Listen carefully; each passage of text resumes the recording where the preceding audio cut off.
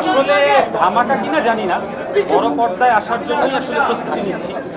তো চেষ্টা করছি, প্রতিনিয়ত শিখছি। আমার কাছে মনে হয় যে আরেকটু সময় প্রয়োজন, আর সঠিক সময়ে আমি বড় পর্দায় আসবো। অবশ্যই টার্গেট বড় পর্দা, সেজন্যই আমি চেষ্টা করছি ওটিটিতেই এক ধরনের সিনেম্যাটিক এক্সপিরিয়েন্স দিতে দর্শককে। যারা আসলে ঘরে বসে ওটিটিতে মোবাইলে বা টিভিতে আমার ভিডিওটা দেখবে, তারা যাতে এক ধরনের সিনেম্যাটিক এক্সপিরিয়েন্স পায় এবং তারা যাতে এই আইডিয়াটা করে যে আমি যখন বড় পর্দায় কাজ করব তখন তারা কেউ করবে না। দেখেন, হিরোর চেয়ে ইম্পর্টেন্ট হচ্ছে ও কোন চরিত্রটা প্লে করছে সেটা আসলে অডিয়েন্স রিসিভ করছে কিনা। আমার কাছে মনে হয় যে পলাশ একজন অভিনেতা, ওর অভিনেতাই থাকা উচিত, ও অভিনেতাই হোক। হয়তো বা আমার কাজের মাধ্যমে ঘটেছে, এটা আসলে কাউকে হাত দিয়ে বানানো যায় না।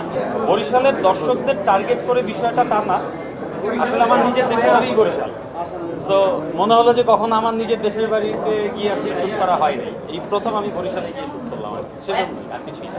আমার মনে হয় বরিশালকে এত সুন্দরভাবে আগে কেউ উপস্থাপন করে সেটা আমরা হ্যাঁ, হয়তো বরিশালের মানুষ যারা আছে তারা দেখলে পছন্দ করবে। আমি সবাইকে রিকোয়েস্ট করব যে আপনারা এখানে যারা আছেন তারা সবাই পুরো সময়টা আসলে হাউসউইপ দেখেছেন।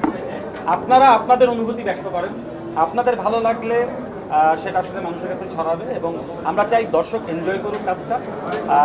আমরা আসলে করেছি ঈদে মানুষকে এন্টারটেইন করার জন্য, এটাই আমাদের একমাত্র উদ্দেশ্য। সো আই হোপ আপনারা সবাই এনজয় করেছেন। যদি আপনারা এনজয় করে থাকেন তাহলে অডিয়েন্স এনজয় করবে। ওকে।